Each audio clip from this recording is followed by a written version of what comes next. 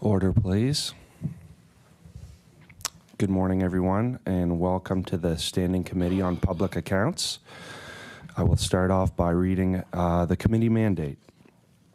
So the Public Accounts Committee is established for the purpose of reviewing the public accounts, the annual report or other report of the Auditor General, and any other financial matters respecting the public funds of the province.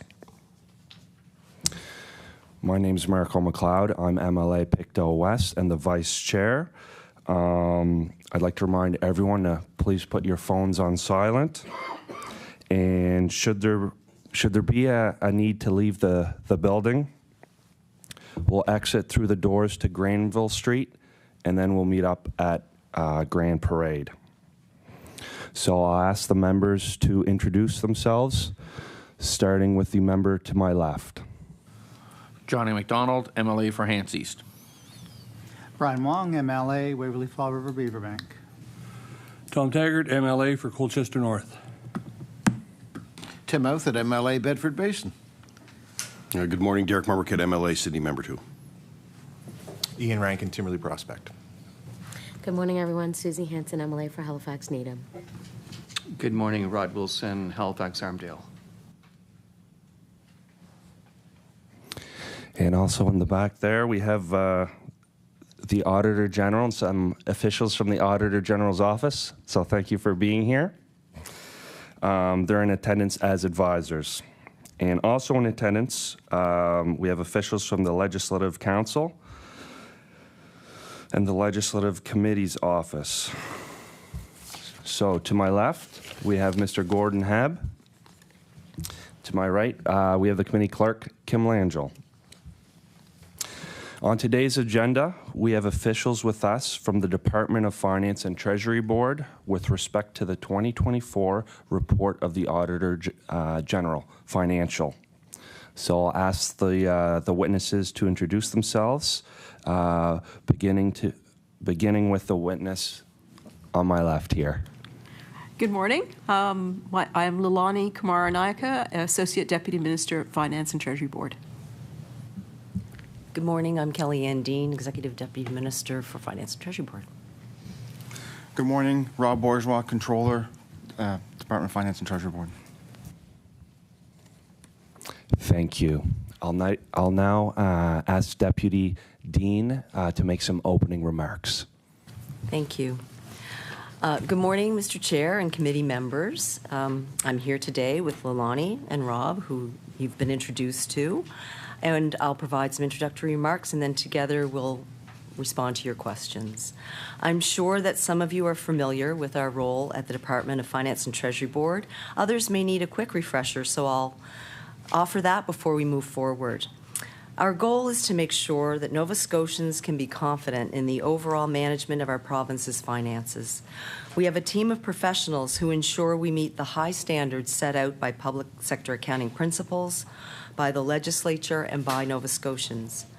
We provide advice on fiscal management that governments take seriously. This is recognized and affirmed by 3 major credit rating agencies that monitor governments across Canada. Governments come into office with a mandate from the people of Nova Scotia, and they set their spending priorities accordingly. But we advise them on how to do it in a way that provides the services Nova Scotians need and ensures our long-term fiscal health. I'm proud of the work my team does to balance potential and prudence. Many people like to compare government to a business or to their own family finances. It's easier to relate that way. But governments don't work the same way that a business does or the way family finances do. The province exists to provide services, infrastructure, and programs that make Nova Scotians' lives better. We have an obligation to do that. But the province also has a responsibility to ensure that future governments can afford to do the same. Nova Scotia is not alone in grappling with our estimates right now. There's a great deal of uncertainty in these economic times. We are constantly monitoring, making adjustments, and updating, depending on what's going on in the world and here at home. Preparing a budget is a significant undertaking that begins many months before budget day. Budgets are best estimates based on our plans and expectations of what our revenue and expenses will be in the coming year. As we enter the budget process, we estimate our revenues using a modeling process that's based on data from previous years. We allocate budgets for departments based on usage, on new programs or new projects they need to deliver, and on our best projections of what revenue we'll have to spend on them. But there's a thing most people don't understand. We don't know the actual revenue numbers for well over a year after we've issued our budget. Sometimes it takes as much as 18 months to receive HST, personal income tax, and corporate income tax from federal government. Our projections rely on data from the past, and our budget is a projection of the future. Our staff carefully monitor revenue and expenses as budget measures are implemented. Progress reports include budget forecast updates that are shared with Nova Scotians 3 times a year. At the end of each year, the actuals are provided in the public accounts, which are the consolidated financial statements of the province. The public accounts are audited by the Auditor General and shared with Nova Scotians. I'm proud to say that for the past 24 years, the Auditor General has provided an unmodified or clean audit opinion. This means our financial statements are reliable. Our economic outlook is also reviewed by external economists, university professors, and professional forecasters. I also participated in the discussions along with the Auditor General and her staff as a panel of experts offered advice on adjustments which my team made to ensure that our economic outlook was a reasonable basis for fiscal planning. This gives me a great degree of confidence that the assessment and planning that went into this budget is sound. Forecast updates and public accounts provide transparency about the state of our province's finances, including allowing government to highlight what has changed in our revenue, expenses, and economic estimates since the budget was tabled. The financial reporting cycle allows for understanding of how tax dollars are spent and provides Nova Scotians with the transparency they need to hold their government to account. The Auditor General has recommended that we include more detail in the orders in council that are posted publicly each time Cabinet makes a spending decision. That's a recommendation we are certainly looking to implement now that budget is over. I'd like to talk about revenue estimates. As I said earlier, there's about an 18-month lag before we get data on actual revenues. Nova Scotia, like all other provinces, relies on estimates of anticipated revenues. These estimates are modeled based on economic data, the latest tax data we have, and historical revisions, population growth, and workforce projections, the estimated economic impact of large-scale construction projects, and information from the federal government, to name a few. Forecasting presents challenges for many reasons. There are many variables. This is why we agree with the Auditor General's view that assessing revenue forecast documents is not the role of an auditor. We appreciate having her review of the actuals, and as I mentioned already, the Auditor General has provided an unmodified opinion of our actuals for the past 24 years. With the changing climate in the United States right now, for example, it's hard to predict the impact on corporate income tax and HST revenue over the next couple of years. The same can be true for construction costs and programs that are more popular than we expect. We anticipate there will be an impact on our economy and on consumer behavior, but we can't be certain what that will be. So we go through the budget process. We make our best projections, which we use to create our budget. We adjust throughout the year as more data comes in. And we report on that publicly in great detail in our forecast updates 3 times a year. When we find that our revenue allows, we make additional investments as needed to help the people we serve. And all of that is tracked, published online, and reported publicly. That's part of the job of government, to decide when the needs of Nova Scotians demand additional investment. Balanced budgets and fiscal responsibility are important, but so are schools, support for businesses, and affordability measures. We will always remain transparent and accountable both to the Auditor General, this committee, and to Nova Scotians about what we are spending their money on and why. Mr. Chair, we look forward to addressing the members' questions today. Thank you. Thank you, Deputy Dean. We'll start the first round of questions with the NDP Caucus for 20 minutes. Then we'll move to the Liberals and then to the PC Caucus. And I just want to remind everyone that when that 20-minute time slot comes up, I will call order, whether a question's being asked or answered. So I will invite the NDP Caucus to lead off. I recognize MLA Hanson. Thank you, Mr. Chair, and thank you for your presentation. For the last 3 years, the Auditor General has recommended that the Finance Act be amended to require out-of-budget spending to be returned to the legislature for review and approval. Given how this has been a persistent recommendation that the minister has disagreed with, did the department automatically dismiss the recommendation this year, or were steps taken to consider if now is the appropriate time to make the change? I recognize Deputy Dean. Thank you very much for the question. We continue to have discussions on the Auditor General's recommendations, and we take those recommendations very seriously. We had ongoing discussions with our minister, and Government's position has not changed. Government believes that we are being accountable and transparent, and we continue to do so. We are compliant with the Finance Act, and we continue to provide transparency and accountability through our processes, through the budget processes, through our fiscal updates, which are actually legislated. So currently, there are no plans to change the legislation. I recognize MLA Hanson. In recent years, out-of-budget spending has represented between 8 and 10% of the province's total expenditures. What percentage would warrant a change in how we handle additional appropriations, and how high would that number have to go before the department saw it as a problem? I recognize Deputy Dean. Thank you. So additional appropriations are a normal part of the budget process. As governments see that there is fiscal capacity, there are decisions that are made to use some of that additional capacity to address priorities that may not have been able to be addressed earlier in the year or when the budget was being planned.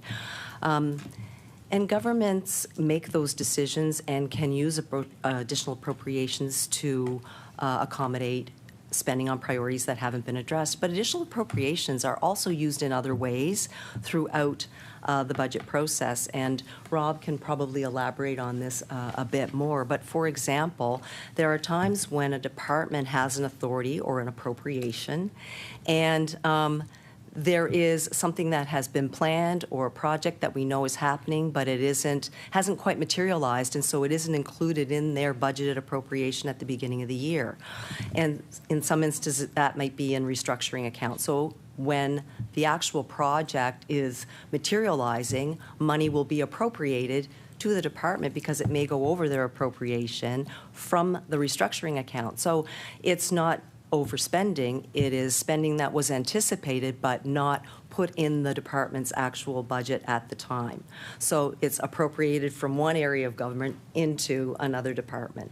So that's one example. That can also happen when we're negotiating collective agreements. We know that there will be increased wage costs. Those wage costs exist somewhere else in government, in restructuring, for example. And when the settlements have actually occurred, then that money will be appropriated to the department where those funds are required. So there is using them to move money from one area of the budget into another that will increase the department's overall appropriation. There are also examples where our liabilities are increased because of new information that we're getting with respect to environmental liabilities, and we'll have to increase the appropriation that we would have initially assumed and move money as well to accommodate those additional liabilities. Rob, did I miss anything? Another reason why we would typically use the appropriation process? I recognize Controller Bourgeois. I think that was a great response. A couple things I would add is utilization pressures. So, as programs are in flight, we don't know what the take-up is going to be. So by the end of the year, because of their entitlements, we have those as adjustments as well. And we can probably forecast those based on some demand throughout the year. So you'd see that at September and December, but mostly probably at final forecast as well. Capital cost pressures are another example because we have a TCA capital purchases appropriation. So inflation, market conditions can have an impact on our capital costing. So those are projects normally in flight that you can't turn away from. So you got to kind of keep on with those. Deputy mentioned liability cost pressures. Class action lawsuits are another one. So these come up. We're always in touch with justice. If there's a need to increase what we think is going to be a settlement cost, those are direct impacts to our liabilities as well.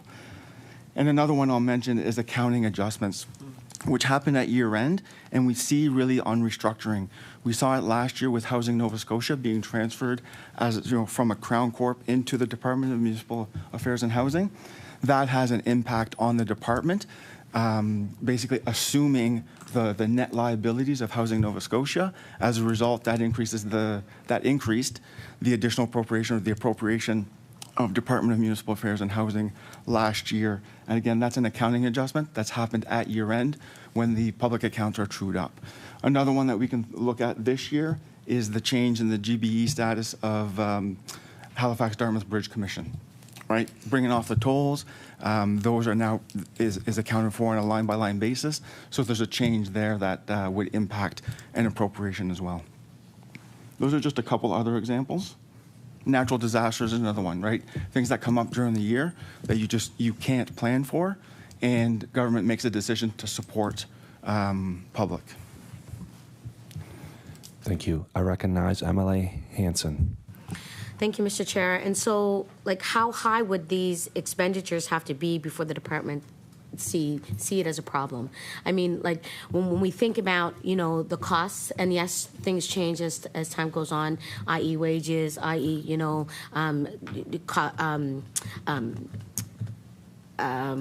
things that we're spending it on, the influx changes with the cost prices of those things.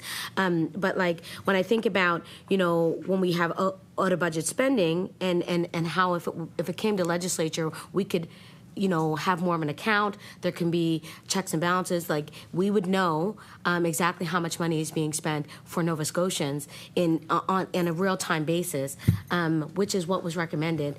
These types of things would be a little bit easier for Nova Scotians to be able to understand instead of, you know, a line on during estimates that we have to dig deep for. Figuring out what that looks like. So I mention this because one of the Auditor General's recommendations was for the Minister of Finance and Treasury Board to amend the Finance Act to remove the distinction regarding a new program or activity, which would require all additional appropriations to go through additional steps to be approved. Can you outline why this recommendation was not accepted, and can you table any jurisdictional scans or research that was used to arrive at whatever decision that you will be letting us know about today?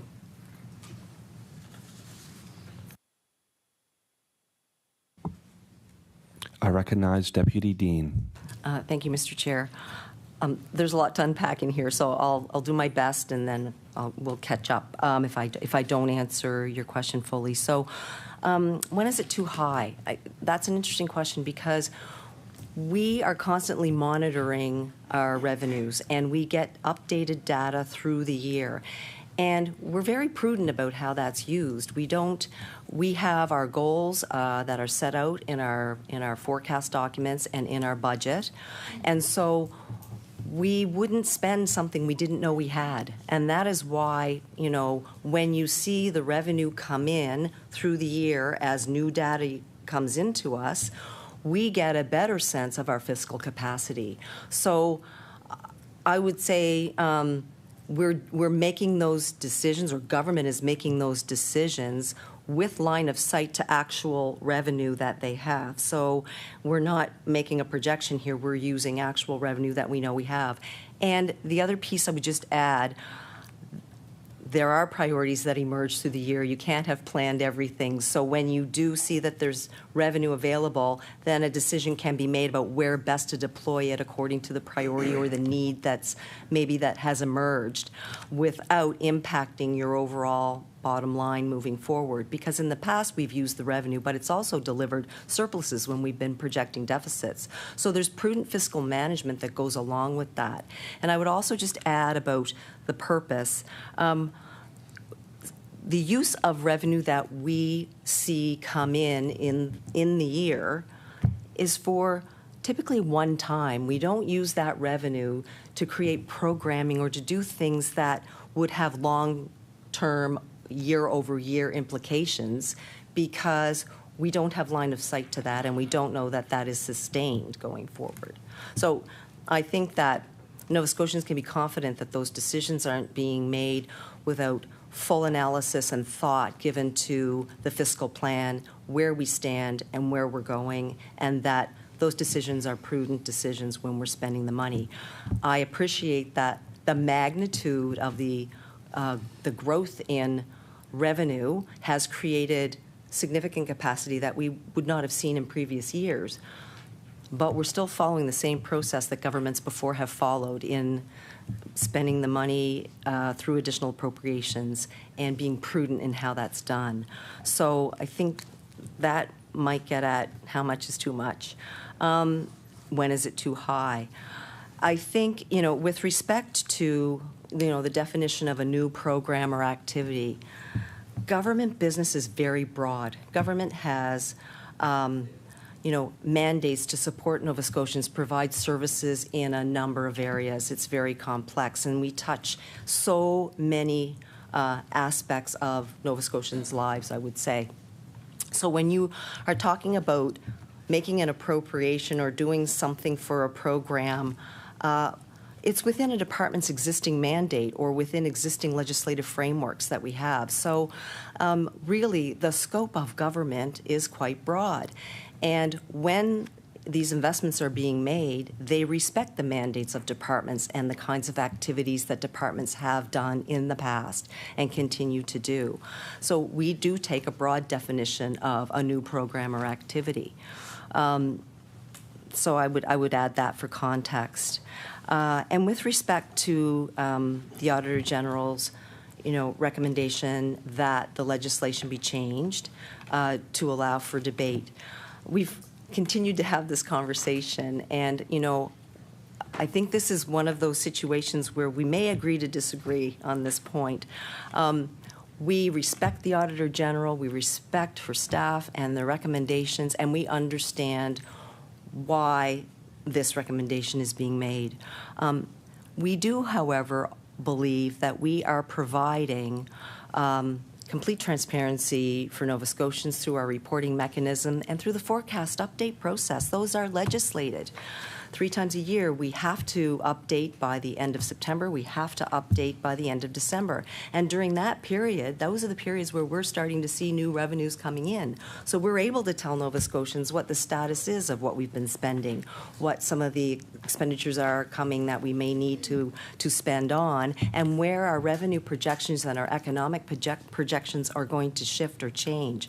We are mandated to do that, and we do that through an extensive, actually, forecast update document that gives very detailed analysis on the economic changes, plus all the departmental changes. So the information is there. I recognize it may not be the first place Nova Scotians would look, but it is there. And then, we attempt to as well produce very robust fact sheets that talk about where the changes are for every department during that forecast period. As well as a technical briefing that we do with media to make sure that they understand and can question us. And we're happy to come here to do the very same thing. So we believe that the mechanisms are in place to provide that level of transparency and accountability. We continue to follow the Finance Act as it is. We recognize that there are those who think that the Finance Act should be changed, but currently, we believe we are compliant and providing as much transparency and accountability as we can, and we're actually continuing to look for ways to improve. So when we were here in September, I think there was a question around whether we could provide more information on orders in council to try to enhance people's understanding of when we were doing an additional appropriation, what the purpose was. And I believe that the reference was during COVID, there was considerable information that was provided in the OIC. So we're going to take a look at that and see if we can't enhance some of that information and provide just more context for people to understand what's happening there. I think I missed one point, though. Mr. Chair, I think there's one more point that I may have missed. I recognize MLA Hanson. Thank you, Mr. Chair. And I think it's just any jurisdictional scans or research that may help this. I mean, you can table that at another time just because for clarity so that we know the reasonings why, the decisions are being made the way that they are. I recognize Deputy Dean. Thank you for that. And we have had conversations with our colleagues. We have taken a look at what happens in other jurisdictions. And the context is different, and the legislation is different in some of the other provinces. So I don't know that we have a full report that we can table, but to the extent that we have done some work and analysis on what goes on in other provinces, we could certainly provide that to the committee. I recognize MLA Hanson. Thank you, Mr. Chair. So, just from listening from the answers from the questions, the same processes are where we're standing at right now, and there are recommendations that are given, but we're not actually adhering to the recommendations. So, this government seems satisfied with the current processes in place, yet Nova Scotians are being left in the dark. I know there is work to help clarify some of the information that is happening, but they don't know how their tax dollars are being spent or if value for money is being achieved through the decisions being made on their behalf. Given this context, can you explain the rationale for not wanting to improve the processes in place to enhance transparency and accountability? And I know the executive deputy minister has spoken about, there are some processes that you're looking at, there are some things that you're doing, but the process that you have in place right now is working. And these are the things that you're doing within this process because it's been done previous years, previous governments. I think what we're hearing from folks in our communities and across the province is that they have no idea what's happening and where this money is being spent. So can you explain the rationale behind why we're not making changes, why we're not putting forward recommendations, why these things aren't a priority or as importance, because these are all feedback and things that could make us be better within our finances and what we're spending it on. I recognize Deputy Dean. Right. Thank you, Mr. Chair. Okay. So there's a considerable amount of effort, I would argue, that goes into ensuring that Nova Scotians are aware of how their tax dollars are being spent. I won't highlight all of the budget documents. I know that the members have seen them. But public accounts, which is the topic of the report that we are talking about today, is the full accounting of what's happened during the fiscal year and where the actuals landed. So it is the final look at what we budgeted and where we landed. And that is, we appreciate the Auditor General and her team go through this. They provide their opinion. They provide recommendations. And I don't want to give the impression that we don't take recommendations to improve seriously. We absolutely do. There's just one that we don't necessarily agree on at this point, and that government feels that it is adhering to the legislation and providing the level of transparency and accountability for Nova Scotians. The information is available. It's online. I recognize it may be difficult sometimes to digest, and there's a lot of it. So, at forecast update times, when we're providing information, we're making it available through the media, we're putting it online. There's robust questioning, and I know it's not on necessarily the public accounts, but there's robust questioning in the legislature at estimates debate. And, there are opportunities for the public to tune in and watch those debates and watch the lines of questioning that MLAs are asking on their behalf. We are always available to answer questions from the media, from the public at any time. There are news releases, social media, other ways that government is trying to get information out about the use of tax dollars. So, if Nova Scotians feel that they are in the dark, we of course would do everything we can to continue to improve how we disseminate the information and how we make it available. But we also recognize that there is a lot, and some of it may be complicated. Listening to us talk about the revenue modeling alone is not Order, please. one of those easy concepts to 20 minutes has elapsed. We'll now move on to the Liberal Caucus. I recognize MLA Rankin. Thank you, Mr. Chair. Happy to kick it off here. So I'm just reviewing your opening comments, and I noticed that you're highlighting that revenue could be impacted by looking at corporate income tax, HST, over the next couple of years because of the tariff issue. And I'm wondering, with the increase in size of government, if this is the time to continue to increase the size of government as we've seen over the last few years, Would it be fair to say that what you're highlighting there is downside risks? Would you classify the risk to our revenue as being a downside risk that we could actually be hit with a significant revenue decrease? I recognize Deputy Dean. Thank you, Mr. Chair.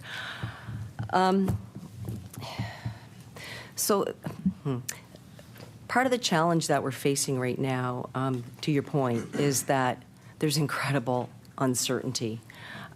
We built the budget based on an assumption that tariffs would be in place, and I'm going to, in a moment, Mr. Chair, ask if Lilani can explain more about how we modeled and factored in the potential impact of tariffs.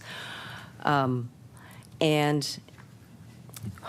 this is one of those times when it would be great to have a crystal ball, but we don't. And so while we will rely on some of the data from previous years that will come in, like last year was a strong year, we'll continue to probably see some revenue growth, but we don't know how long that's going to last. And again, the impact of the tariffs is unclear and very difficult to predict. So to the extent that we could, we built it in, and that's why you also saw that we built a contingency into the budget to try to shield ourselves from potential swings in revenue or expenses that are unforeseen that we may have to undertake, or economic shifts, or programming that we may have to do to help respond to the tariffs. But, Mr. Chair, if we could, I'd like Lilani to explain what we built into the budget. Absolutely. I recognize Associate Deputy Kumaranayake. Perfect. Okay. When we prepared the budget and tabled, it was early February. It was the on again, off again, maybe again tariff scenarios. And so what we did was to try and model what we thought would be sort of a 25% tariff for the full year at that point. Okay, that is largely what's in our revenue estimates already. But we didn't know what there's a lot of uncertainty. For example, we don't know the timing, the duration. We don't know the response. We know that even though tariffs are paused, businesses are making decisions to slow down investment, to change the way they're working just because of the uncertainty. So even if there aren't tariffs, it's really hard to factor all that in because the tariff landscape keeps changing, right? So what we did was say, okay, let's look at a reasonable, based on what we knew in February, scenario that we built in. That scenario hasn't quite come to pass because right now, with the tariffs in place, there are tariffs in place for aluminum, steel, autos, and soon auto parts. Those typically aren't the ones, these are U.S. tariffs, so as long as you're CUSMA compliant, most of our exports aren't impacted to the U.S., but we have now also Chinese tariffs on our seafoods. So there's been a mix which weren't anticipated. So we built in that scenario. What we've also done is we typically, with our economic forecast, we do not build in the impact of projects that are maybe coming online. So there's always major projects like the gold mining, Goldboro, et cetera. They're almost there, but they haven't got their final approvals. There will be an economic impact. We don't build that into our revenue estimates, any of those kind of major projects, until they're really online and implemented. So that's our upside risk. That's our positive risk. We also have our downside risk because we've anticipated a little bit of a slowdown associated with the tariffs. But and for now, this is early in the year because it's April 30th, we haven't seen that degree of a tariff put in place that we've modeled in our budget. But we are saying it could, if things get worse. Now, what we're seeing now is a little bit of a change in the sense that while the tariffs for Canada or for Nova Scotia aren't as large as initially anticipated yet, we've seen that the rollout of tariffs across the world is having an impact on global demand. and we're not sure how that's going to change. So there may be other ways Nova Scotia may be impacted, not just because of the tariffs, but through this indirect way that the global demand is changing. So again, those are the things that we kind of monitor. And as the deputy mentioned, for budget purposes, we want to be quite prudent in what we have in our revenues because we're spending that money, right? So we did a kind of a baseline case where we thought was reasonable, and that was based on also the conversations we've had in our economic sessions with the major banks and the university professors, et cetera. So we built that scenario, and we will continue to monitor that, and we will likely in the next couple of months do another run at looking at what our revenues are. It is very early on in the year. We're just 1 month into the fiscal year. So yes, there's potential downside risks, but there's also potential upside risks. We put in probably a quite prudent approach to tariffs. It hasn't quite unfurled because we don't have 25% tariff on everything right now in Nova Scotia, but it doesn't mean that we're not going to be impacted in other ways just because of, no one anticipated the sorts of tariff rates that were being put on other countries, right, by the U.S., and they're, somewhat paused. We don't know what that global market will look like.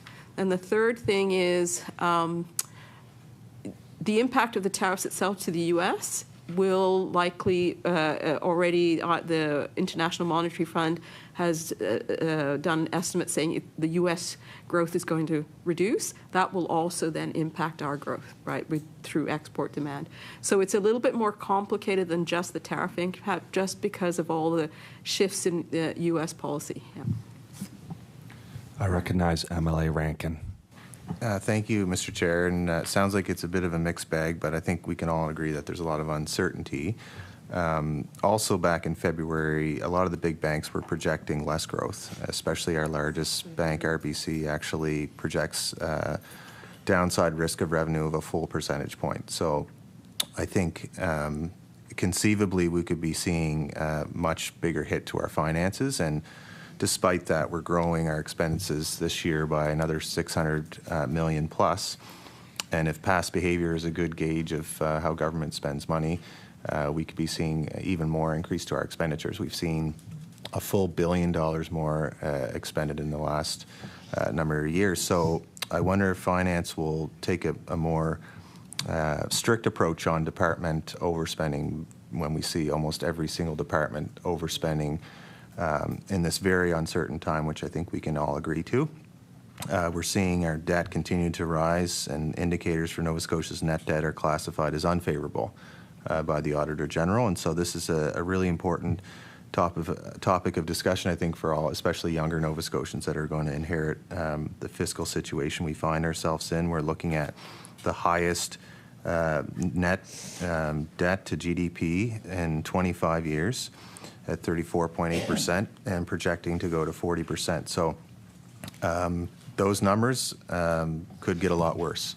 So I think it's, if any department should be keeping a close eye on what's happening with spending, it should be the Department of Finance, to make sure that that doesn't get even higher than the 40%. That may not include all of the downside risks that our major banks are pointing out that could have an impact on us. So I'd like to ask if Finance will start to restrict some of that out of budget spending from departments, and what else is the department willing to do to try to at least keep our indicators that are becoming unfavorable according to the Auditor General and others, and how are we going to continue to make sure that we don't face the fiscal cliff that the province has faced in the past? I recognize Deputy Dean. Thank you very much for that. And I assure you the Department of Finance is closely monitoring all of those factors. We also did build in the risk of revenue drop as projected by the Bank of Canada. So those are built into our economics. And I guess what I would say is we did take a very prudent approach. Even though you see our revenues growing, they're not growing as quickly as they have been in the past, and our expenses aren't growing as quickly as well. So if you look at the budget, there's still a need to invest in the core priorities of government. There are key areas of investment that are continuing, but departments are also expected to be much more prudent and careful in how they spend. So, should additional capacity become available, it would be very carefully directed. We are cognizant of the fact that there's tremendous uncertainty, and so we are monitoring everything very, very closely. The other thing I would say, though, is in terms of the net debt to GDP ratio, 40 would be the high end, and that's our guardrail for fiscal prudence and, to provide assurance that we can, cover the expenses of our operation essentially, and to continue to invest in capital and what we're doing to grow the economy. So really, we're projecting that we're going to hit around 3.7 or 37, not 40. 40 would have been where we would go, I think, if we had built in the contingency as well. But the point I guess I want to make is that we are watching this very carefully. We also know that we have to continue to invest, because if we continue to invest in our economy, that will help it grow. And in times when there is a risk of, revenue or an economic slowdown, government continues to invest. So we have infrastructure projects that are designed to continue to help ensure that there's employment, that tax revenue continues to be received, and that we're honoring the commitments that government has made. The other element in this, too, is, yes, while there's a risk that we will lose revenue, we also have to be focused on how we grow our revenue. And, commitments have been made to look at areas in natural resources where we can do more than we have in the past, where we can continue to invest in business and incent business and look at ways that we can grow our economy. So it's not just static monitoring of the financial indicators, it's also being very aggressive about how to continue to grow and develop our resources and recognize some of those projects that have not yet been built into our estimates, as Lilani indicated earlier, that wind projects, mining projects, I know green hydrogen is being developed, and that's quite a ways out. But when shovels are going to be going into the ground and when commitments are made and environmental assessments are received, those projects can also be built in, and they will start to deliver, revenue and impacts for our economy. So it's not just about the decline, it's also about how we look to the future and continue to build for growth. I recognize MLA Rankin. Thank you, Mr. Chair. And I do think that a lot of the talk around hydrogen is speculative, especially some of the risks that we're seeing and scaling back in that initiative in other parts of the country and throughout the world. But and I will reiterate that our RBC did actually project a full percentage lower growth than our budget is projecting. So it may have been considered, but it certainly wasn't followed in terms of the revenue coming into the province.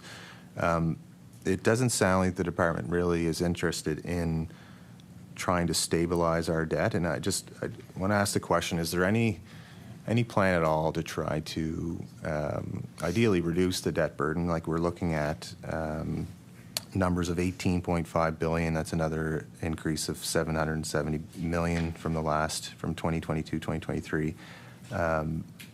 And the Department of Finance should really be looking at ways that we can at the very least stabilize our debt. We're looking at unmatured debt, $3.9 billion increase in unmatured debt since the year 2019-20, and $1 billion of that is in this year alone, from 23-24 alone. So what steps is the department taking to ensure that the continued increase in unmatured debt doesn't impact the ability to respond to unexpected costs that the government very much could incur with the uncertainty around the tariff situation?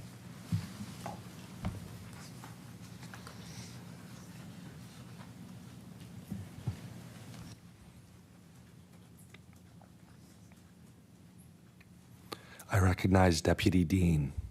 Thank you very much for the question. I'm going to ask that Lilani provide a response around the GDP piece, and that Rob speak more around the debt piece.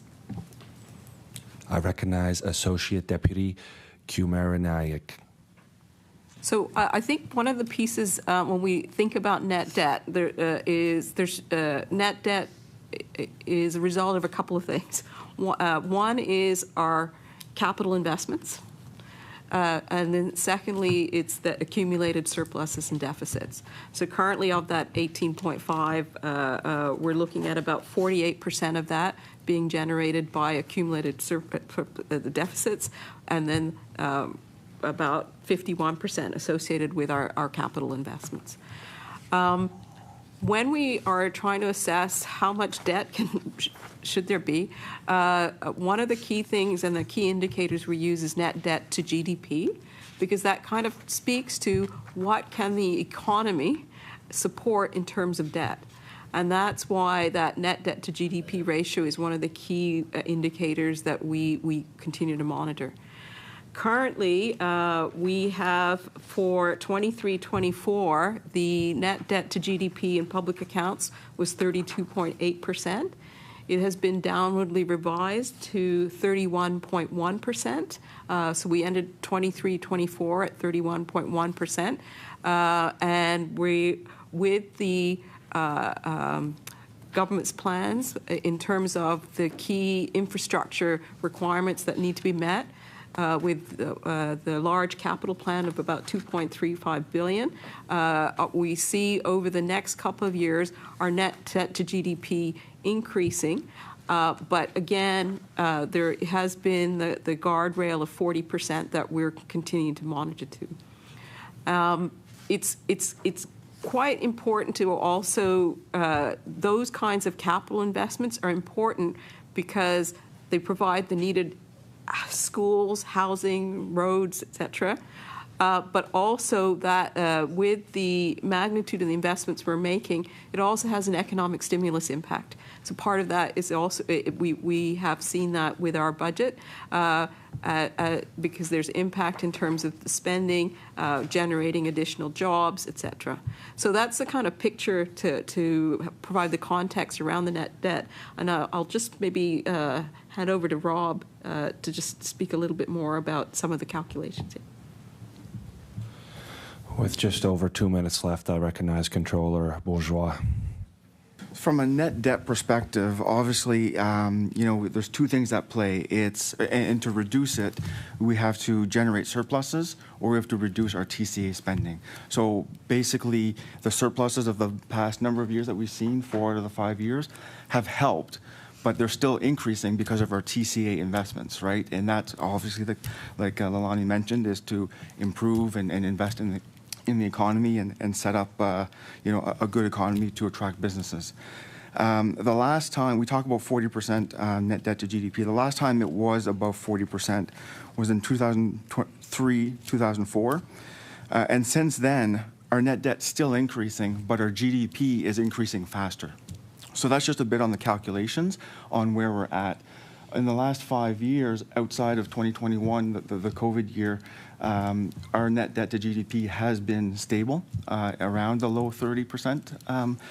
So in that regard, it's you're right. We are looking at it, but the levers that we have to deal with that is surpluses and TCA investments. Just under 1 minute, I recognize MLA Rankin. Is it true that in our region we are actually falling behind fiscally if you compare to New Brunswick and PEI in terms of what we're projecting for net to GDP?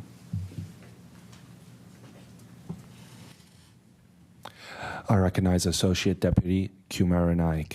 So, and as Rob said, there's decisions made to impact net debt. So, for example, in New Brunswick, up till this recent government, there were decisions made to generate large surpluses with very little capital investment. So New Brunswick's net debt to GDP ratio is lower than ours, although I think with the most recent budget, it's starting to inch up again, reflecting the investments that the new government is making. PEI also has a lower net debt to GDP. And I think it's the context, right, in terms of what are the government priorities. The 20 minutes has elapsed. It's now the turn of PC Caucus. I recognize MLA Wong. Thank you, Chair, and thank you for your presentation, your hard work. There's no doubt it's tough to manage the budget of Nova Scotia. But just to maybe make a couple of comments on some of the opposition questions, and I'll certainly have a question for you. But we have certainly had to spend a lot of money in Nova Scotia over the last term and this term because of the lack of investment of previous governments. We need to catch up in Nova Scotia. We need to spend the money. There's no doubt about that. And as you mentioned, Executive Deputy, that we do have to develop our resources. That net debt to GDP has two items on it. We have a top line and a bottom line. And I know the opposition focuses on the top line. They talk about debt, debt, debt. But it's the ability to service our debt that we understand. And that's why these revenue projections that we're going to have going into the future, we're going to increase revenues. We're going to grow the economy. That's our government's plan. The natural resources that we're going to work on, the wind development, I mean, it's crucial. And Nova Scotians for decades, we've been sitting on revenue potential. So you know what? So we're definitely going to work on that.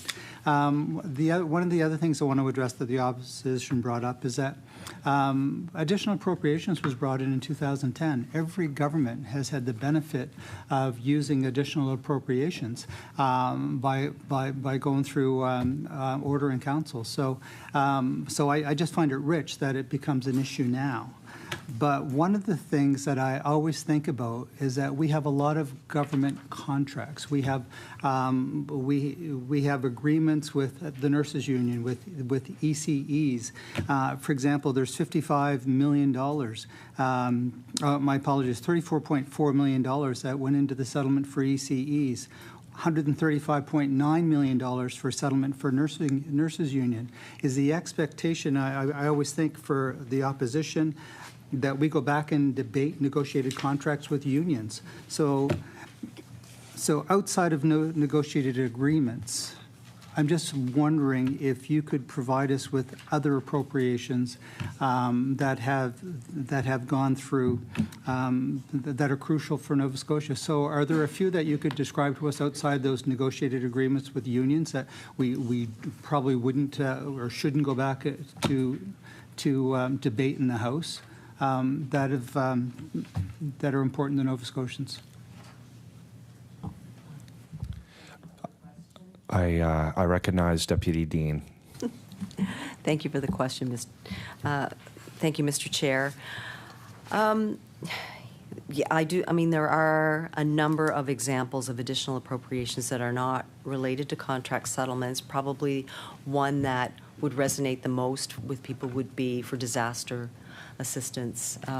Hurricane Fiona, significant investments that were required to support Nova Scotians and businesses, as well as the wildfires would be another example of when additional appropriation was used to support Nova Scotians at a time when we would not have foreseen that an investment like that would have been required.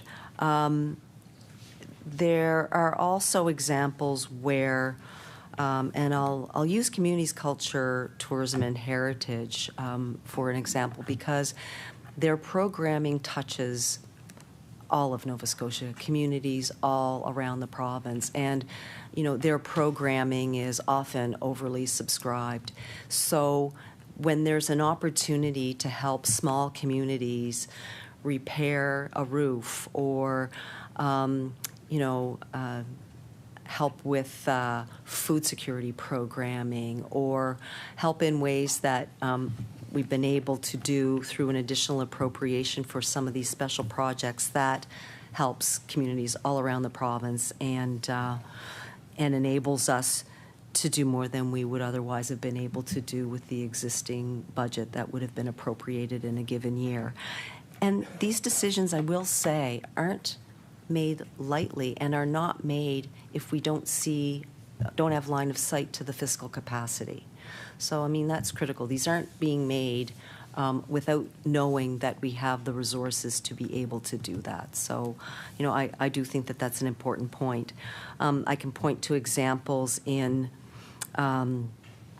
municipal affairs and housing, in community services to provide supportive housing where we would have an opportunity to make an investment that would really help a community enhance its housing stock. Or, another example could be helping to offset the costs of the polar vortex that would have happened and helping the wine industry recover. So there are many, I think, examples of how those appropriations are used to address specific problems that have come up, unexpected issues, and ways to enhance what we're already doing because we have some capacity to do more. I recognize MLA Wong. And thank you for that. That really does help a lot, and I think paints a picture of why we need these additional appropriations. But we do hear criticism related to the reporting process of additional appropriations. You know what? I don't necessarily believe that the framing of those are necessarily in line with discussions. So, and I know you touched on this earlier, but could you walk us through the steps of how the public is informed of additional appropriations? I recognize Deputy Dean. Thank you, Mr. Chair. I'll do my best, and then my team can help if I've missed any of the steps. So an additional appropriation is approved by the Executive Council, so that is the Cabinet, and then it is signed off by the Governor and Council, so the Lieutenant Governor. So the request and the proposal to do that comes from departments via their ministers, and it goes through the Treasury Board and Cabinet process. And when that is approved and the need is approved for the additional appropriation, that becomes public through an order in council. And there is information related to what to the nature of that appropriation for the department that is articulated in the order in council. And I will flag that that is one of the areas of discussion where the Auditor General, feels there's an opportunity to enhance the communication around what the purpose of the additional appropriation is. And we think that we could do more to expand that in the Order in Council. So that would be the first formal document where there would be approval of an additional appropriation. And those typically happen, I'm going to say 4 times a year, and you guys can correct me, but so it would start with our first forecast update, which is in September. We have to have a forecast update on our budget by 30th of September. So if there are any variations or any areas of movement of funding where we have to do an additional appropriation, first line of sight would be to those, would be through the Order in Council and then likely in the forecast update document. So that would be your first one in September. And when we do the September forecast update, there's a full economic update that's done that is a significant, I would say, accounting of the to's and fro's from one department to another or into departments that will show the changes in expenses or any changes. We also do a summary of those additional appropriations, and these are done in a document that really summarizes what's in the Order in Council. So in our effort to be helpful, sometimes, people may feel we're not providing enough information, so we're going to go back and look at that. But those detail, for example, every department and what the variance would be and why there was an additional appropriation.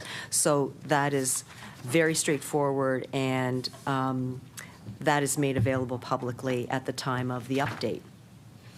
And also, it would be discussed as part of the media brief that we would provide, and any questioning or any information that is required would be provided. And typically there would be news releases that would be announcing some of these initiatives so that the public would be aware of them. So that would be the first time we hear about appropriations that are related to the budget. The second time you'd hear about appropriations would be at the September forecast update. So that has to happen. It's legislated, and it has to happen by September 30th in a given year. So between, so December would be the second one. Your first one is September, and then it's followed by another one in December. So appropriations, you would see the first set of them in September forecast update. You'd see a second set in the December forecast update.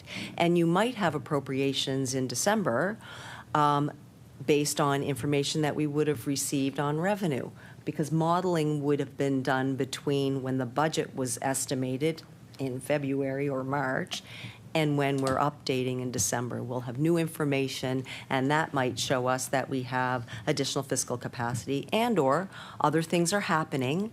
Remember, transfers between departments or from one account to another that would require an appropriation. So those would be articulated in that forecast in December. And then we get to our budget preparation, where we also, you might recall, seeing additional appropriations that come forward as we're also closing out the year and providing our budget updates. So there's 3 times when you will see them that are, and they reflect the transactions that are happening and that, again, are all approved by an order in council, and then they are reported on at those times. And then the final time you would see additional appropriations, which would reflect more about what Rob was talking about, truing up some of accounting adjustments, changes for our assessments around liability. You'd see that at the public accounts when we're actually tabling the actuals versus the estimates, and we're reporting on what has actually happened throughout the year, and here's where we ended. So 4 times a year you would see additional appropriations communicated in a public way, and in the interim there could be orders in council that are released that are public, that people could see an additional appropriation. I recognize MLA Wong. And thank you for the detail. That sounds good, and the fact that you're changing it, based on the Auditor General's recommendation, I think is it's a good thing. So, one last question for you for now. So, how does the current model, which came into legislation in 2010, for additional appropriations, impact the timeliness of the investments that we make, that government makes? How does it affect? And how are they made during critical periods of need? So maybe when there's a disaster. So how is it working for us, or how is it maybe not working for us as well as it could be? I recognize Deputy Dean. Thank you for the question. I think the process that we have now gives us the flexibility to react very quickly to situations that might need government's intention or government's investment immediately, because I think of disasters, I think of wildfires, I think of COVID. So being able to have an additional appropriation approved by Cabinet gives the flexibility for government to react when it needs to react. And I do believe there is accountability in that through the legislative reporting periods for the forecast, through the requirement to have these approved by government and council, and through other measures where we make that information available publicly. All righty. I recognize MLA Taggart. Thank you, Chair. I just want to comment in the beginning about, I really appreciate the detailed answers. Like, I'm in this 4 years now, and I'm really, you've helped me a lot to get a true understanding of the way the process and the challenges that they're faced in managing Nova Scotia's finances. So I want to talk a little bit about that debt management, and really, in your opening comments, you talked about the responsibility you felt to make sure that you didn't impede future governments in their decision making. So, and I appreciate. So, I just want to note there's a report that notes that Nova Scotia is one of the provinces with a lower than average debt servicing cost per capita. And how does this relatively lower cost impact the province's ability to fund programs and/or services and still manage its overall fiscal responsibilities?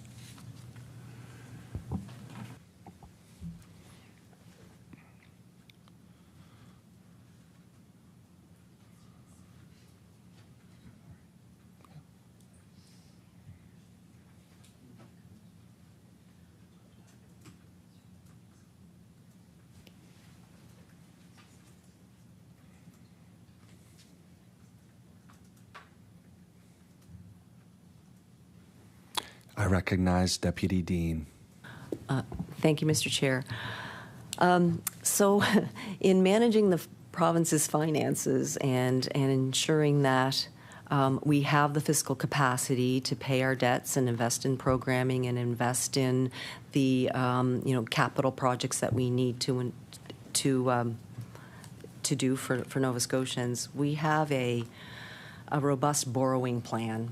And, that borrowing plan and the cost of borrowing is built into our budget, built into the fiscal plan. So we always have line of sight to our capacity to borrow and our ability to pay what we need to pay to service the debt. And while that is increasing, we are also increasing our investment, and we're increasing our capital projects, and we're borrowing more in order to build some, much-needed infrastructure that hasn't been built for a while, with hospital infrastructure plans, schools, roads, things that are continuing to need investment. All of that is a balancing act. We have to ensure that we're being fiscally responsible and not overextending ourselves. And we have experts who borrow our money for us and ensure that we're getting the best rates we can. And I would also add that fiscal prudence and the way we manage our finances is rated by bond rating agencies, and they look to the province, they look to what we are doing, they analyze our budget, and they assign ratings, credit ratings to us, and keeping those stable and keeping those in good stead enables us to borrow as cheaply as we can, relative to, the bond market. And what we also try to do to ensure fiscal stability is we manage our lending, our borrowing portfolio, I would say aggressively and to the best and the best way we can. So when we have debt coming due, we will try to, refinance it at a lower rate than we borrowed it for, if it's a 20 or 30-year bond or whatever financial instrument we're looking for. So there's a number of ways that we're always trying to ensure fiscal prudence and make sure that we are, maintaining a low net debt to GDP ratio, and also managing, our payments, our interest payments. I don't know if there's anything else I missed that you could add to that, Rob. I recognize Controller Bourgeois. The other thing I would add to that is when you look at our borrowing program and outstanding debt, I think it's 96% of it. 96% of our debt is at fixed interest rates. So one of the things that we do is looking for those lower fixed interest rates. And where we have seen net debt go up or unmatured debt go up in the past is to refinance some of that old debt. And that old debt may have been at higher interest rates, and now we're refinancing it into lower interest rates. So we've seen our debt servicing costs to revenue ratio come down over the last few years. We expect it to go up, but we benefited from that lower ratio in the last number of years due to lower interest rate environment. Now we see we're kind of going up again, but to the per capita question that you asked, per capita is based on population. So debt servicing costs per capita may still go up if our debt servicing costs are increasing more quicker than our population is increasing. But that's all things that we are looking at, and certainly debt servicing costs to revenue is one that we concentrate on as well. Overseeing and managing and our whole borrowing program. Thank you. With about 30 seconds remaining, I recognize any further questions? Emily Taggart. Just a quick comment that I really believe that this prudent fiscal responsibility has led to our ability to really do more for health care, which has really been a large priority of our government. So I think appreciate the work you do, and I just wanted to throw that in there. Thank you. All righty. MLA Audit. Save my 10 seconds for later. Order. We'll move on to the second round of questions. It'll be 12 minutes allotted for each caucus. I recognize MLA Wilson. For the information so far this morning, as new to the legislature, has been quite helpful. One of the other questions the Auditor General raised serious concern about Nova Scotia's health increasing use of alternative procurement processes. In 2023, Nova Scotia Health procured $21 million in goods, services, construction through alternative procurements.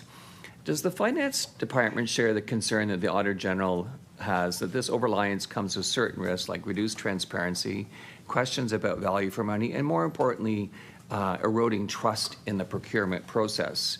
Is the department taking any steps to ensure that Nova Scotians feel the process is fair and that all Nova Scotia companies with the skills, resources can actually bid on the contract up front? I recognize Deputy Dean. Thank you very much for the question. So the responsibility for procurement is with Service Nova Scotia. So I would hesitate to provide any comment around health's use of procurement. I think the question may be best addressed to health or to Service Nova Scotia. But I do know that Service Nova Scotia and procurement do take the Auditor General's recommendations very seriously, and they are always looking to improve. And previous recommendations certainly have, and any weaknesses that were identified, they are addressing. So I would leave it at that. I recognize MLA Wilson. One of the questions that comes to mind hearing our discussion today and discussion from the members of government, given that the additional appropriations have been over $1 billion since 2022, we know that public service collective agreements have expiry dates. Is there not, and unfortunately fires don't happen every year, in the 3 years that there's been over $1 billion additional, is there not some predictability coming out of the data as to where those funds are needed? And more importantly, if there is, especially with contracts, why not include it up front in the budget process for debate and transparency rather than kind of offering an approval and an apology later on? I'm just curious that after 3 years, there must be some predictability. It can't all be one-offs. I recognize Deputy Dean. Thank you very much for the question. I think I'll answer it in two parts. And the first, around collective agreements and predictability.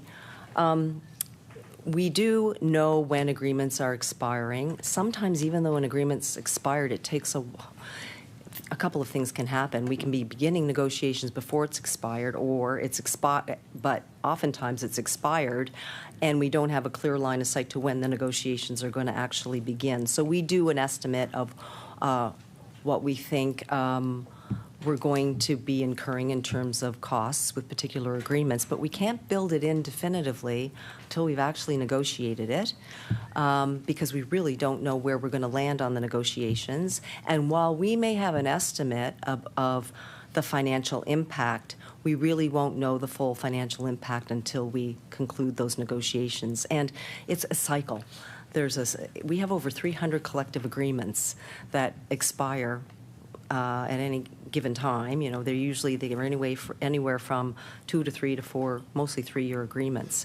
So we're in a constant state of bargaining. So we do our best to, again, estimate that and build that in. Kind of on a broader look in terms of estimating and having, increasing revenues that have grown to $1 billion. I'm going to ask Lilani to speak a little bit about how that happens and why we don't necessarily have line of sight to that, because really what we're talking about is a prior year adjustment that we won't know about until later in the fiscal year after we've already tabled the budget. So, Mr. Chair. I recognize Associate Deputy Kumaranayake. So just to answer your question about predictability, I'll just step back a little bit.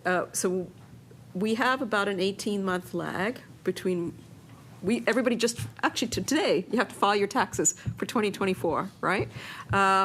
We won't get that data, and 2024 ended 4 months ago, so we won't get that data till 2026.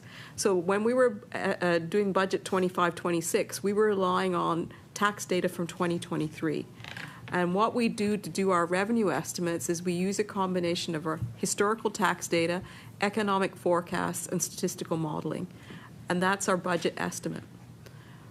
During the year, we get updates, and so we revise our revenues.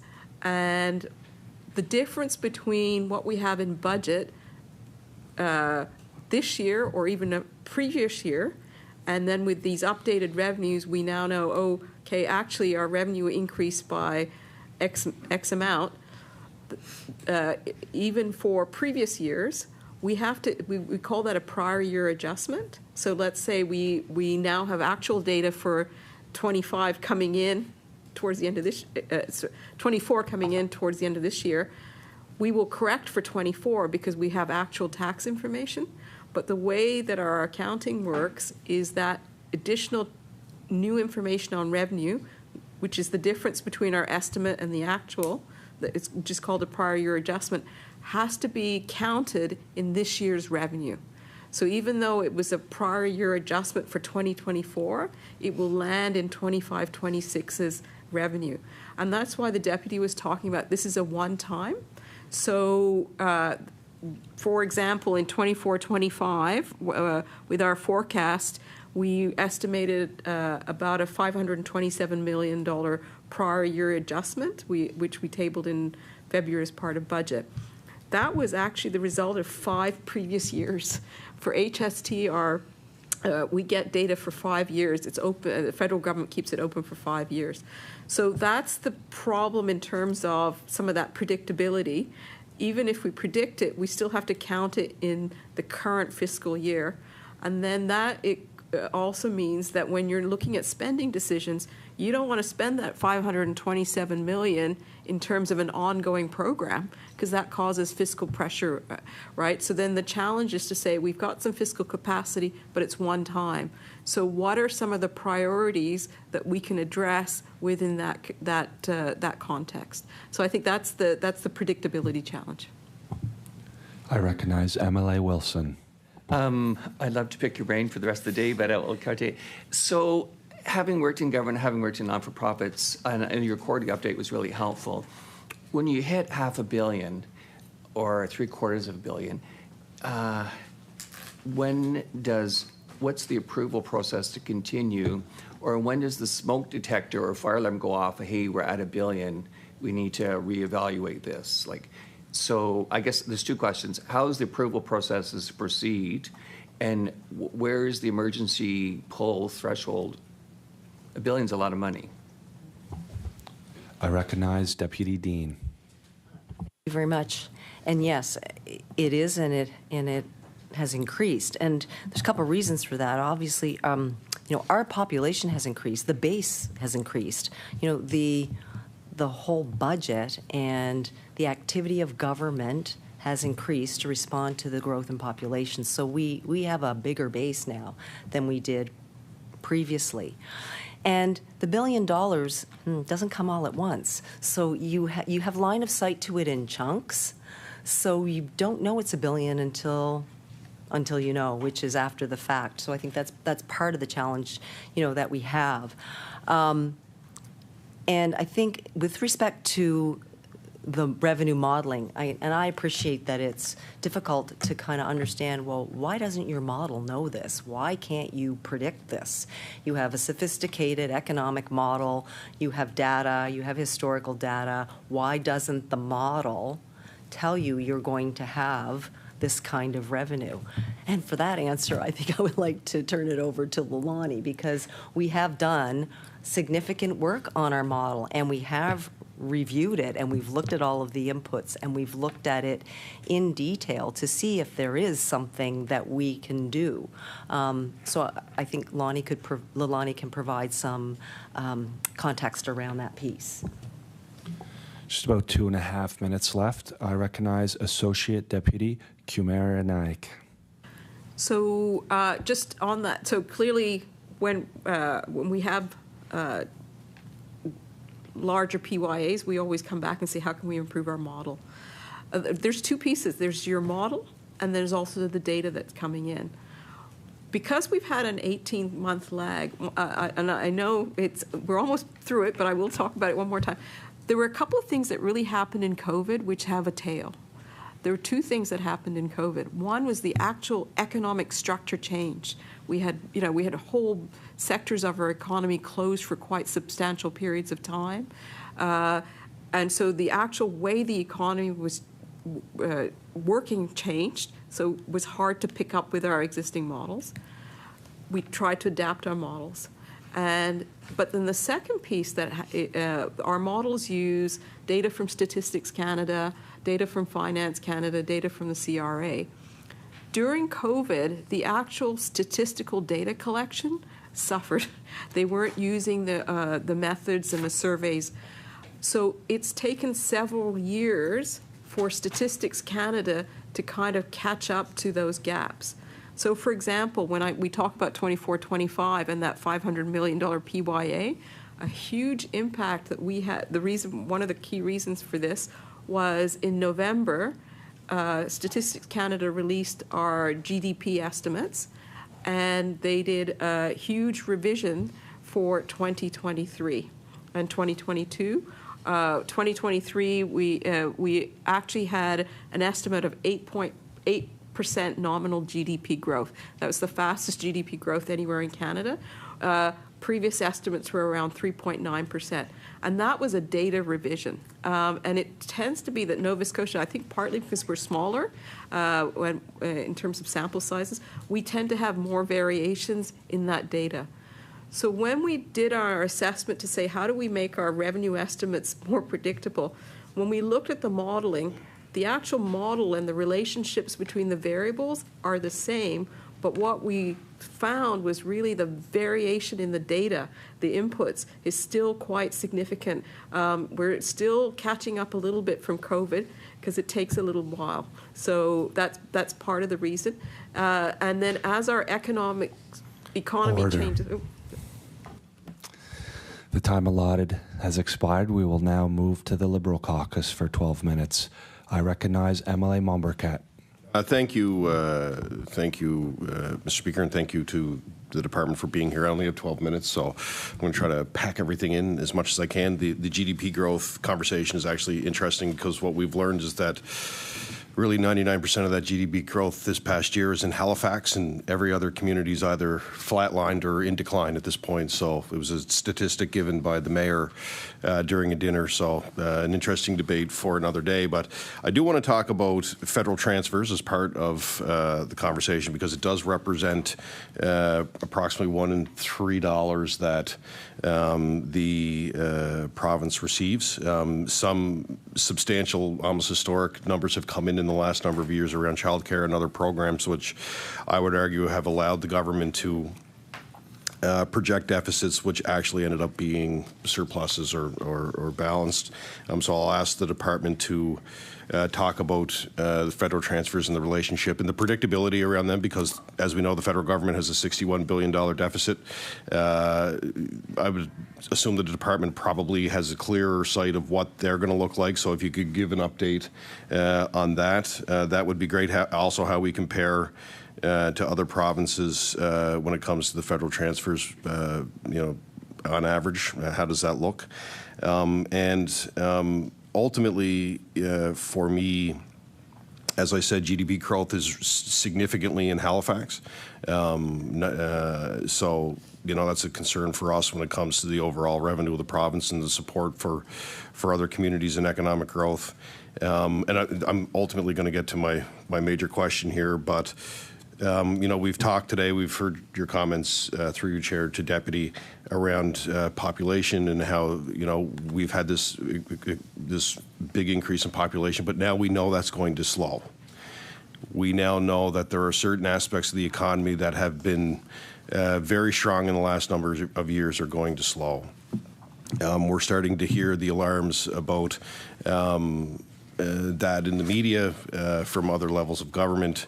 The federal government's going to have some decisions to make around how their relationship looks with the provinces, what money's coming in, and ultimately, I guess I'm coming to the question of, are you concerned? Are you concerned that with everything we're seeing when it comes to the population, when it comes to many of the metrics that we hear about or talk about, are you concerned that moving forward into the coming years that government is going to have a harder time to pay for many of the support services? Are you concerned about the level of debt? Because, sitting on the government side, there is going to come a point where it doesn't matter who's in government, the bureaucracy ultimately is going to come in and say, you've hit a level where, you're going to have to adjust. So I guess, do you have any concern? I recognize Deputy Dean. Thank you for the question. I think the uncertainty is concerning, and I know, that's easy to say, but what gives us concern is we can predict as much as we can based on the information that we have at any given time. What we can't predict is how the global situation is going to really impact Nova Scotia in a time that is very uncertain, where we just don't have line of sight to what's going to happen in a global context, and that will have impacts on Nova Scotia. So that is what concerns me. In terms of what we know now, the budget that we have built, the contingency that we've built in, how we've modeled what we think our revenues are going to look like, and how we have planned the expenditures out over the next 4 years, given what we know now, we think that that's prudent. Things can always change, and that's why we built in a contingency. And in terms of federal transfers, I can't speak to what those will look like, but if there are changes that are significant in the economy, they obviously will affect the federal transfers, the pot of money that then gets divvied up across to all of the different provinces. But what I can do is I'd like to ask Lilani to speak a bit about the federal transfers and how those are allocated, and perhaps, we don't have line of sight to how that might change. There is a new government in who will, have to look at that. But we're always monitoring, and what I will say is we will adjust where we need to adjust to make sure that we, spend Nova Scotians' tax dollars wisely, and that we make prudent investments. So perhaps Lilani could speak to the revenue side. I recognize Associate Deputy Kumaranayake. So in terms of our federal transfers, they're about a third of our revenues, and about 21% of that is our equalization. For equalization, we have had a renewal recently, so the equalization program has been renewed for another 5 years. And as part of that formula, there is what they call a minimum GDP floor, so that the pool of money that's available will always grow by a minimum of 3%. Where there's more uncertainty is our share, because that depends on the fiscal capacity of all the other provinces, and so there's some complicated formulas. For what we're tracking, we are seeing it relatively stable. And while it's true our population growth has slowed, it's still growing. And I guess we're not seeing that 3% that we saw a couple of years ago. Last year, we saw the population growing at about 1.9%. We're predicting it around 0.9 or 1% this year, and about almost the same next year. So there's still population growing. It's just not the very high rate we saw, but it's certainly much better than population growth 10 years ago, when we were actually talking about population decreases. So I think in terms of our equalization, we're comfortable with where we're landing. And again, with the Canada Health Transfer, it was our other big chunk of money. Again, that has been also renewed, and there's also a floor on that. That's much more per capita driven. So But part of our world, I think, is we know we built our budget based on our current revenue sources, but we've seen how when our economy is growing, what that does in terms of our ability to fund. And I think that's the other part that's reflected in budget, are those investments in sort of these key new areas that government wants to focus on, development of critical minerals and some of the other natural resource sectors. Those will take a little bit of time, but those are the key steps to continue to grow our economy. Our economy is growing. Currently, we're estimating around a 4% growth in terms of our nominal GDP. That has taken into account the revenue impacts that the tariff impact for now. We don't know what our world will look like in the next 3 to 6 months. That's the difference. That's the uncertainty that the deputy has spoken to. This time last year, we could be much more, I think, categorical in terms of our level of confidence in our budget estimates. But given that uncertainty, we're trying to focus on what we can control. And with the federal transfers at this point, the two key ones are locked in for a number of years. So we do have some predictability on that. I recognize MLA Momberkat. And thank you for that. And really, for me in this committee today, that's really the big takeaway, is that the department, as much as you try to predict, it's so difficult in this. You're seeing a change population. You're seeing potential tariffs. The resource development side takes years. You know what I mean? Depending on great opportunity, but takes years. And infrastructure is a whole other conversation around trying to get minerals to port, which is another committee. But that's really kind of my biggest takeaway today, is that it's government spending is probably outpacing what the current population trends are going to be by about 10%. You know what I mean? So that's our concern. Our concern is that, governments come and they'll invest in programs and they'll invest in infrastructure, and every government does it. But you're now in a situation where these trends are about to change. You have a new government in place. It's good to know that some of those programs are locked in for a number of years. I would like some clarification. That 21% is around equalization, the health transfer, that one there. Like, ultimately, between those two, what is the percentage that represents for the federal transfers? I recognize Associate Deputy Kumaranayake. For 25-26, equalization is about 21%, and the Canada Health Transfer is 8.5%. So all told, it's 29, about 30. Yeah. I recognize MLA Momberkat with just under 2 minutes. Yeah, so I'll be quick. So that's actually a great point, because there's still a high percentage within that federal transfer that is unknown, right? So that's my concern. So. And again, it goes to the narrative of this committee today, is that, we've asked a lot of questions around certain aspects of the budget and how you plan, and there's a big concern for me around GDP growth for the rest of Nova Scotia. That's a huge problem for us if other communities are actually in decline at this point. I have to confirm that myself, but when I hear that all the growth is predominantly in our capital, which is important for our capital to grow, and the rest of the province needs to as well. So that's something I want to take away, but.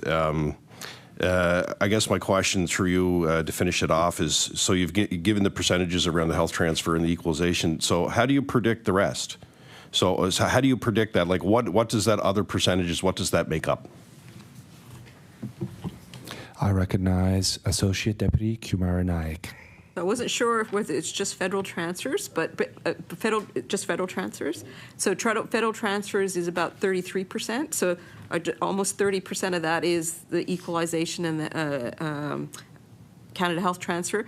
We also have the Canada Social Transfer, that's the CST, and then there's the other. Then we have the smaller agreements. But so really, if we're saying our federal transfers are about 33%. The bulk of that is equalization and the Canada Health Transfer. So that's 30% of that, yeah. MLA Momberkat with 10 seconds. Yeah, I look forward to asking about the rest, though. And that's what concerns me, is because that's all unpredictable based on negotiations and contracts and stuff, which is a third of our revenue coming from federal transfers. Time allotted has expired. We will now move to the PC Caucus. I recognize MLA Auditor. Thank you very much, Chair, and as others have said, thank you very much for being here, and as MLA Wilson said, it's great learning experience for those of us who are new to provincial politics and legislation. It's interesting. I want to make a couple comments, and then I do have some questions. It's almost like deja vu all over again. Uncertainty, unpredictability, unprecedented times, needing to pivot. All the things I heard at the municipal level when the pandemic hit. And now we have a little pandemic going on to the south of us that is going to cause some of this same uncertainty and challenges. But I guess I'm going to remain optimistic too, because we have come through 5 years, and I think we've probably learned from this over this 5 years, and in addition to the pandemic, throw in fires, floods, hurricanes. We pretty much had it all thrown at us, and I think we've probably done some learning because of that and have a better playbook, perhaps, than we would have back in 2020 and 2019. So that leads to my question. Going back to revenue estimates and modeling, I'd just like to have a little bit more understanding on how you do the revenue estimates, what changes you've made to the modeling because of uncertainty and these changing times. So there's been a lot of changes in the last couple of years, so just give us a little overview of that. And the other question I just want to confirm is that the OAG does review the estimates, and how do they do this? So that's sort of the second part of the question. So what's new, what have you learned, and then a little bit of the role of the AG in that process as well. Thank you. I recognize Deputy Dean. Thank you very much for the question. But before I ask Lilani to speak about the actual revenue modeling, I did want to say that, yes, we recognize there's tremendous uncertainty, but we're in a much better, different place than we were during COVID. And we've learned, for sure, through the COVID experience. And I think what is different is that there is opportunity, and there's a tremendous desire to look at and to focus on how we grow our GDP. So we're not just relying on population growth. We know it's slowing. It's not slowed or declining, as Lilani said, but it isn't growing as quickly as it was, which was driving some of our increased revenues. And we know that we have to work quickly to do some of this because there are significant lag times when you're undertaking projects like critical mineral development and mining. The other piece I did want to say, we're not resting on our laurels either with respect to tariffs and with respect to the uncertainty that we are facing in the economy. We are looking at diversifying our exports, our markets, looking at where we may have further opportunity for seafood and for lumber and for other products that we currently have that we could export to different markets and find new relationships and new partnerships. So that work is underway now, and we are looking at new opportunities in those arenas. So I wanted to flag that because we're very engaged and departments are very engaged in trying to see how to move forward, how to look ahead, and how to ensure that Nova Scotia continues to grow. And with that, I would like to turn it over to Lilani to speak a little bit more about that revenue modeling. I recognize Associate Deputy Kumaranayake. Okay, so I'll start with the last question first and then keep going. So just in terms of our models, there's actually a number of them. And the Auditor General's Office reviews both our economic forecasts and our revenue estimates because the economic forecasts feed into the revenue estimates. For our economic model, we have it's about 300 variables that are put in to model our economy. It's econometric model. For that model, for example, when the Auditor General's Office reviews it, they look at all of the inputs. So what value do you have for household consumption? And is it the right value? And where did you get it from, Statistics Canada? So they're checking the source of the data. They actually have the model itself. So they run the data through the statistical model. And then they say, oh, okay, we got these results. Is that the same as your results? So that is that kind of process that goes on in terms of model review. And that happens both with the economics model and then with the revenue models. Depending on the model, they'll come and watch the model being run so they can see that we put those inputs in, the model runs, and it's the outputs that we've said we've obtained are the right ones. So that's the kind of general review process. It's quite intensive, you can imagine, for the number of data points and information. The models themselves, and I'll start with the revenue models because you talked a little bit about what have we done to improve. So for our revenue models, we have what we call 3 own source models. So our own source revenues, personal income tax, corporate income tax, and HST. They're all different models. For our personal income tax, one of the things we did was we, again, did a big review, and the personal income tax is really saying, how much tax does the province get from income tax? Well, it really is quite strongly correlated to how the economy is doing, how many people are working, what are the wages and salaries people are earning. And so the model has builds in those relationships. And what we did was we, to test the model, for budgets we're going forward, what we did was we said, okay, well, let's go back a couple of years, take the model, and we now know what the real results are, the actual. And what we did was we ran the model with the inputs against the real results to find out what's the variation, right? Okay, and what was driving the difference. And really that was when we did that kind of testing, we found what was really driving the difference wasn't the model itself, the relationships we say that between the variables. What was really driving the model was the variability or volatility in data. And that's something I talked about earlier, right? Was we were having it, so part of that was the model data. So that's where the personal income tax, it's really been around that data issue.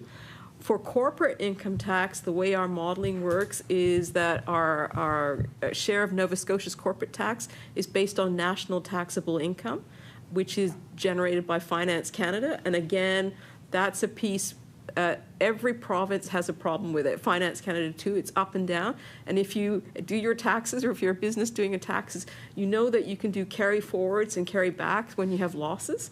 And that really, when you do that, it gets hard to predict a little bit in terms of corporate taxes. So there's a degree of volatility there. So with that, we're just continuing to monitor and continue to have conversations with Finance Canada. My staff meet regularly where they just go over all of these estimates to say, are there ways that we can improve the data? Because it's really a data issue. And then similarly for HST, there's a couple of key variables that can throw off your estimate, but all of that data is provided to us by Finance Canada and CRA. So again, we're having conversations about how do we improve that? We're quite dependent on the information we get from different sources. So we do a combination of 2 things with our trying to improve our modeling. Do that testing, and we'll do that again this summer, because just in case we can find something. And we always find a few things to tweak, but the big changes in terms of the variability is really around what data we have. And so that actually gave us comfort because we're not having to throw out all our models, but we understand better what is the source of the difference when we do that process. I recognize MLA Outeth. How much time do I have? Do I want to hold a hand off to someone else? Or? Yeah, there are 3 minutes left. 3 minutes, okay. Are you ready? Someone ready to? Okay. So I'm going to give my time then over to MLA McDonald. Thanks. And thank you. I recognize MLA McDonald. Thank you, Mr. Chair, and I'm glad to be back for a day. I was on this committee for 3 years. And I just wanted to comment, like, everybody keeps talking about additional appropriations like it's a bad word. It's investments in Nova Scotians. I mean, for 23-24, over $350 million was just for healthcare. And I've been here for a number of years, and I believe, if I remember correctly, pre-COVID, the department was probably within 1.5% to 2%, close to it. And when everybody realized Nova Scotia is where you should go to move, the numbers just went up, and we've benefited from it. But one thing I just want to highlight, because everybody's talking about the process for additional appropriations, and Deputy, you outlined it, but it could sound like it's a very quick process, and it's not, as a member of Treasury Board. And I just wonder if you want to like go through it with like the 2 minutes and 10 seconds you have left to actually explain onto it, like what the process is. There's a lot of checks and balances, and sometimes going to Treasury Board doesn't mean you get to go once. You may have to come back before it goes through. So I just didn't know if you wanted to comment on that. I recognize Deputy Dean. Thank you very much, Mr. Chair. Thank you for the question. Yes, it is. It's not necessarily an instant approval. I think what I would say is that there's considerable analysis that would go into a department requesting an additional appropriation for an extension of something that they were doing under their current mandate, or for something that they feel would benefit Nova Scotians. So, and if I use an example around a disaster or a wildfire or something where you have to react quickly, reacting quickly doesn't mean that you don't do appropriate analysis or financial scrutiny over what's being proposed, or that you don't fully understand or assess the risks associated with something that's being proposed. So there is a high level of due diligence that surrounds a proposal that is being made and that comes forward for approval. And to MLA McDonald's point, yes, what happens is there may be further questions, there may be further work and due diligence that needs to be done before an approval is actually provided. So, and then the minister of the department also has to be satisfied that the appropriate work was done to represent what's being requested. So, and that process, can take some time. Order. Thank you. So the allotted time for questions has expired. To the witnesses from the Department of Finance and Treasury Board, thank you for coming today. Do you have any closing remarks? I recognize Deputy Dean. I would just like to thank committee members very much for the opportunity to be here and to explain some of the processes behind the scenes that many people might not be aware of, and for your patience and your questions. We appreciate it, and we're happy to answer any further questions you have at any time. Thank you. Thank you, Deputy, and the witnesses may be excused. Do we need a recess? 2 minutes. Okay, we'll take a 2-minute recess.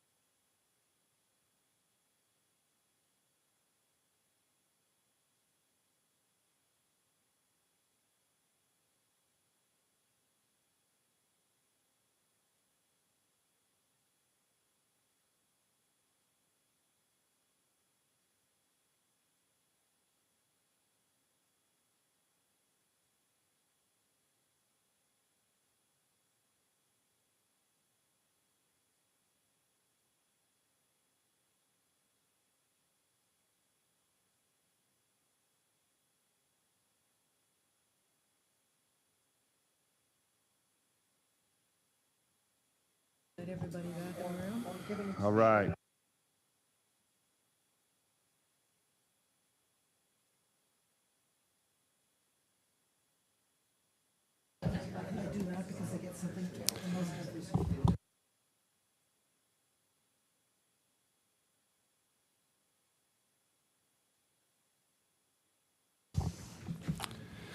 I will now call the meeting back to order.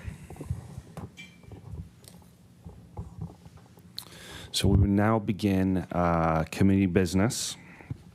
So our first line item was a motion. So the following motion has been passed regarding the Auditor General report on cybersecurity readiness in healthcare. So I will read this motion into the record. That the meeting discussing the report cybersecurity readiness in healthcare be held in camera, and that the text of this motion, along with the date, time, place, and subject matter of the meeting, as well as a statement by the committee as to the progress of the implementation of the recommendations, be disclosable by the clerk and the chair. Any further discussion? We will move on to the second line item. Decisions. So this is requesting additional information from witnesses. So this committee has agreed to request additional, MLA McDonald. Just question, we didn't have to move that motion onto it, it was just for information? I wasn't here at the last one. Absolutely. It was passed. Yeah. And it's just to put into public record this Thank you. week. Thank you, MLA McDonald, for clarifying. Thank you. Okay, so the committee has agreed to request additional information from the witnesses it recently approved. So the members of this committee have been provided with a list of information to be requested, and we're looking to table that list. So I'll open up the floor for discussion here.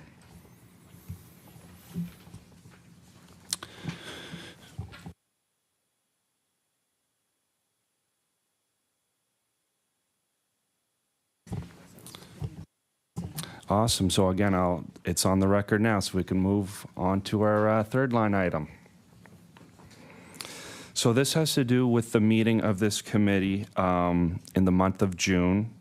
As we know, there are graduations, high school graduations that members here attend during the last week of June. So I will open up the floor for discussion, just to get some clarity on if we will be meeting that final week of June. Emily Taggart. Well, I think the last year, maybe 2 years, we have not met. I believe we made that decision because school policy now, or certainly in some areas, is that all the graduations happen at a certain time, or you know what I mean, within a few days, and many or maybe all of us attend those graduation ceremonies. So with that in mind, I prepared to make a motion, if that's what's appropriate, that we do not meet on that last Wednesday of June. Okay, so there is a motion. Any discussion? No discussion? All those in favor? Aye. All those opposed? The motion is carried. Okay, so I'll just talk about the next meeting date. So our next meeting is May 7th. It's Department of Public Works. The topic is investments in road infrastructure, the impact of the gravel road program, and highway improvement plans. Is there any further business? I will adjourn the meeting. Thank you.